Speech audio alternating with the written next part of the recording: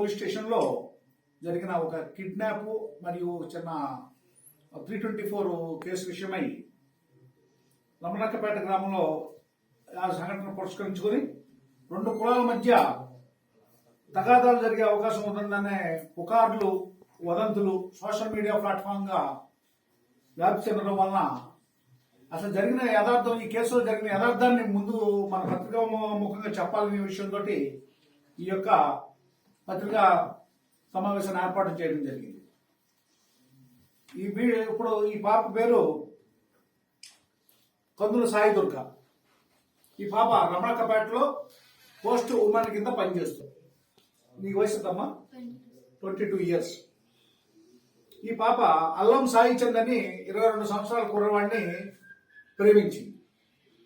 ప్రేమ తర్వాత ఇద్దరు ప్రేమించుకున్న తర్వాత మొన్న 30వ తారీఖుని ఏలూరులో గంగానమ్మ టెంపుల్ దగ్గర ప్రేమ వివాహం చేసుకోవడం జరిగింది. ఈ ప్రేమ వివాహం కులాల మధ్య వ్యతిరేకత ఉండడం వల్ల తల్లిదండ్రులకి వాళ్ళకి ఈ పాప యొక్క తల్లిదండ్రులకి ఇష్టం లేదు. దానివల్ల ఈ 30వ తారీఖునే మండవల్లి పోలీస్ స్టేషన్కి ఎవరైతే ఈ యొక్క సాయి దుర్గ అలాగే వాళ్ళ యొక్క భర్త అయిన సాయి చందు ఇద్దరు కలిసి మండవల్లి పోలీస్ స్టేషన్కి వెళ్ళారు. వెళ్ళి అక్కడ ప్రొటెక్షన్ అడిగారు. ఎందుకంటే మా తల్లిదండ్రుల్లో ఒక కుటుంబానికి సంబంధించిన తల్లిదండ్రులు ఒప్పుకోవట్లేదని చెప్పి రావడం జరిగింది. ఇమీడియట్ గా మండవల్లి పోలీస్ స్టేషన్ పోలీసు వారు పాప యొక్క తల్లిదండ్రుల్ని రమ్మని చెప్పి కబురు పంపించారు. కబురు పంపిస్తే వీళ్ళు వెళ్ళి పోలీస్ స్టేషన్కి వెళ్ళి వీళ్ళకి చెప్పవలసింది ఏదో చెప్పి ఆ పాపను అడగవలసింది ఏదో అడిగి ఉంటే బాగుండు. వీళ్ళు ఏం చేశారు? వీళ్ళు అసలు పోలీస్ స్టేషన్కి కులాలకు సంబంధించిన ఇష్యూస్ ఏమీ లేవు. కులాల మధ్యలో ఉన్న అంతర్గత తగాదాలు కానీ మనస్పర్ధలు కానీ ఏమీ లేవు. ఇది రెండు కుటుంబాల మధ్యలో ఉన్న సమస్య. ఈ రెండు కుటుంబాల మధ్యలో కూడా ఒక ప్రేమ జంటకు సంబంధించిన ఇష్యూ అది. ఆ ప్రేమ జంటకు సంబంధించిన ఇష్యూలో తల్లిదండ్రులు ఒప్పుకోకపోవడం వల్ల అందులో కూడా ఏంటంటే ఆ కుటుంబంలో అంతకుముందు 2 ఆడపిల్లల సంతానం.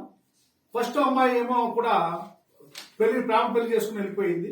తర్వాత రెండో అమ్మాయి కూడా ఈ విధంగా చేయడంతో తల్లిదండ్రులు కొంత సమాజంలో స్టిగ్మాని డెవలప్ చేసుకొని వాళ్ళకి వీళ్ళు చేసిన వాట్సాప్ దాంట్లో ఉన్న కొన్ని స్టేటస్ చూసి తట్టుకోలేక వచ్చి వీళ్ళు ఇక్కడ రమణక్కపేటలో ఈ పిల్లవాడిని కొట్టి తీసుకెళ్ళడం జరిగింది తప్ప మరి వీళ్ళ వెనకాల ఉన్న బ్యాక్గ్రౌండ్ కూడా మేము చెక్ చేయడం జరిగింది. ఏమైనా క్రిమినల్ బ్యాక్గ్రౌండ్ ఉందా, ఈ విధంగా చేయడానికి గల కారణం ఏంటి అని చూసాము. తండ్రి లారీ డ్రైవరు, అతని మీదేమో ఒక 304A కేసు అంటే ఒక రోడ్ యాక్సిడెంట్ కేసు ఉంది. అలాగే బాబాయ్ మీదేమో కోవిడ్ టైంలో బయటకు వచ్చాడనే ఒక కేసులో దాంట్లో A3లో ఉన్నాడు. అంతకుమించి వీళ్ళ మీద ఎటువంటి క్రిమినల్ బ్యాక్గ్రౌండ్ లేదు.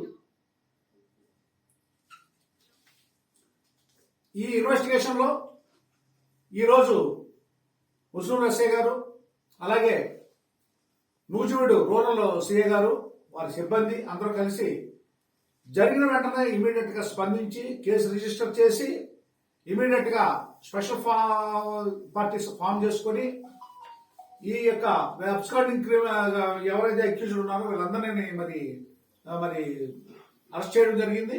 అరెస్ట్ చేసి ఏదైతే ఈ పాపని తీసుకెళ్లిపోవడానికి ఉపయోగపడించిన కారు ఉందో కారును కూడా సీజ్ చేయడం జరిగింది.